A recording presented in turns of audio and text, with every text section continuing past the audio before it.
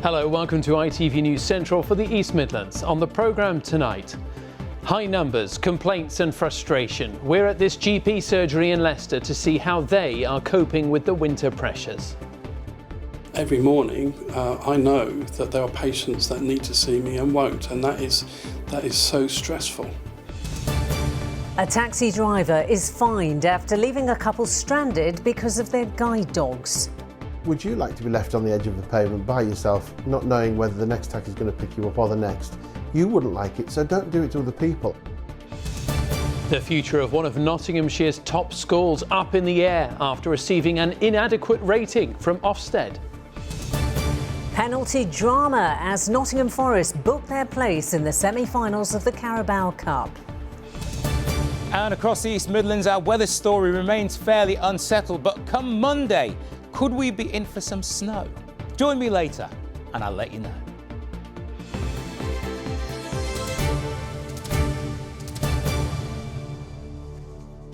Good evening. We are less than 2 weeks into the new year and we have already seen the incredible pressure the health service is under. Well, that strain is also being felt by doctors' surgeries across the East Midlands. Experienced senior GPs have told ITV News Central they've never seen anything like it and they feel unable to meet the needs of their patients. In the first of two special reports, Rajiv Popat has spent the day at a surgery in Leicester. At 7:30 in the morning, staff are already inside the Oakmeadow Surgery at New Parks in Leicester and patients are already queuing. No problem at all. So I'll get the doctor to give you a call sometime today for you. When the practice opens at 8, the phones are ringing off the hook. Helen Moult is the first patient to arrive. It is a nightmare, to be fair. That's why I've come up this morning, because if you come up, you can get normally seen before the phones start ringing, because trying to get through on the phone is horrendous, to be fair. So I came up, got an appointment straight away. What are some of the frustrations that you find with GP practices?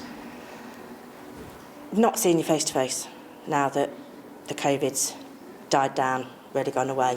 It would be better if it could start trying to get back to normal. This is what you look at when you come in.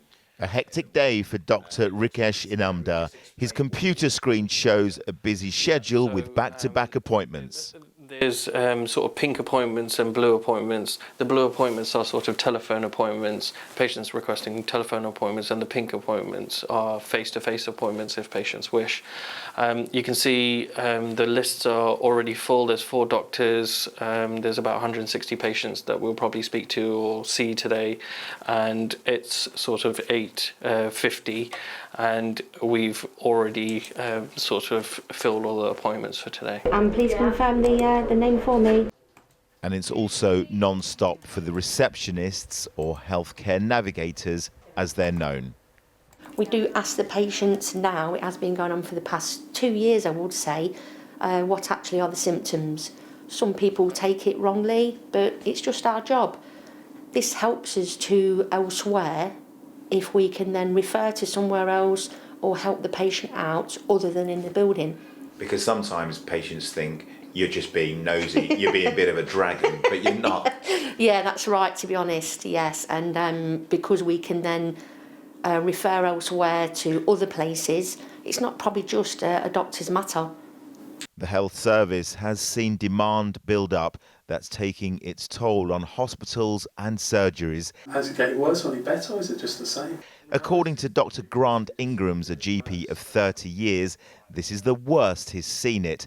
The pressure, he says, is unbearable and there's no time to reflect on the care he provides. You are working the moment that you get here to the moment that you go. I mean, most full-time partners, like myself now, sort of will say that they work 50, 60 hours a week minimum, and that's often without break. I mean, often you will sort of come in and not even stop for lunch. And I know that we're not meeting the needs of our patients either. So every morning, I know that there are patients that need to see me and won't, and that is so stressful.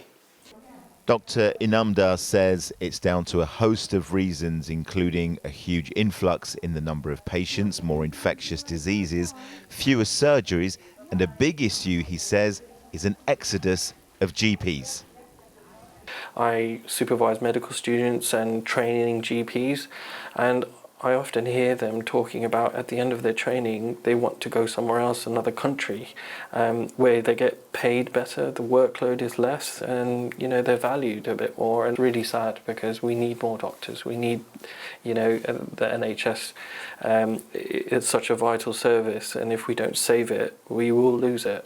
What needs to be done then to make sure that we're not losing those GPs to other countries? People are leaving in droves, and we have to recognise the work that they're doing. They have to be compensated for the work that they're doing financially. The reason being is that if they're not, there's other jobs that pay, similar for less work. Why do you continue to do what you do? Have you felt like throwing the towel in and maybe going to another country? Yeah, I have to admit, it's crossed my mind, but I love what I do. I strongly believe that what I do adds value to not only the lives of the patients, that I care for, as well as my wider team, as well as myself and my family as well. I was on call Tuesday after the bank holiday, and that evening I got home and I thought, can I really get up and go into work again tomorrow? It's got to a stage now where I'm counting down towards retirement. Every day I'm thinking, it's one more day less.